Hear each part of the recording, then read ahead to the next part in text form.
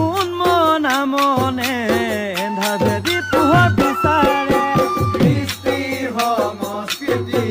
জাতিৰ অৰ্থনীতি বিদেশীৰ কবলত অস্তিত্ব সংকট নুঠে জানো উঠি দেশ প্ৰেমৰ অগনি শুনি তেৰে লিখি যাম বিজয়ৰ বুৰনি লিখি যাম আমি বিজয়ৰ বুৰনি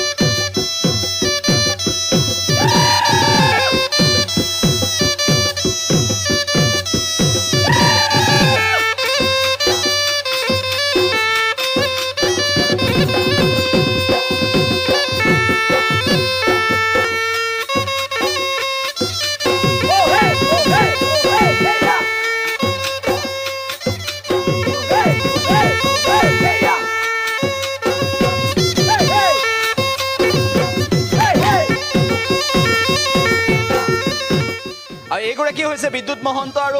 পত্নী প্ৰণামী মহন্তই লিখিছে যে সপোনবোৰ মৰহি শুকাই গলেও কেঁচা ঘাঁ টুকুৰা কিয় খুচৰি থাকে এওঁলোকে কিয় দেখুৱাইছে এইবোৰ এনেদৰে প্ৰশ্ন কৰিছে আলফা স্বাধীনৰ বিহুৰ পিছত মই তোমাক কওঁ বিদ্যুৎ মহন্ত কিহৰ তাৰণাত তুমি মোক অকলশৰীয়া কৰি পেপা বাঁহীত সুৰ তুলিছা অকণমানো অন্তৰে নাকানেনে তোমাৰ এনেদৰে লিখিছে পত্নী প্ৰণামী মহন্তই ভালপোৱা আৰু বিশ্বাসৰ উত্তৰত মই কেৱল প্ৰতাৰণা পালো তথাপিও মোৰ দুৱাও সুখেৰে থাকা তুমি ল'ৰাটো আৰু মা দেউতাৰ মুখখন মনত পেলাবা মই মৰিলো বুলি এৰি দিয়া এনেদৰে মন্তব্য এনেদৰে ফেচবুকত লিখিছে মাত্ৰ কেইটামান মুহূৰ্তৰ পূৰ্বে পত্নী প্ৰণামী মহন্তই আৰু তাৰ পিছত এইগৰাকী বিদ্যুৎ মহন্তৰ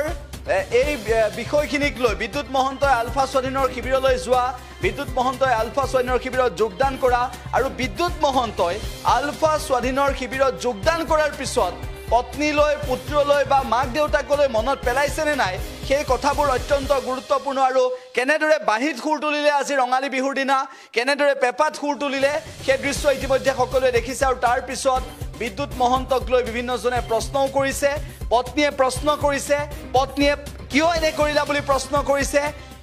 মই তোমাক কওঁ বিদ্যুৎ মহন্ত কিহৰ তাৰণাত তুমি মোক অকলশৰীয়া কৰি পেপা আৰু বাঁহীত সুৰ তুলিছা তোমাৰ অন্তৰে অকণমানো নাকানেনে নেকি বুলি প্ৰশ্ন কৰিছে পত্নীয়ে গতিকে পত্নীৰ এই প্ৰশ্নৰ উত্তৰ বিদ্যুৎ মহন্তই আলফা স্বাধীনৰ শিবিৰৰ পৰা কেনেদৰে দিব সেয়া ডাঙৰ প্ৰশ্ন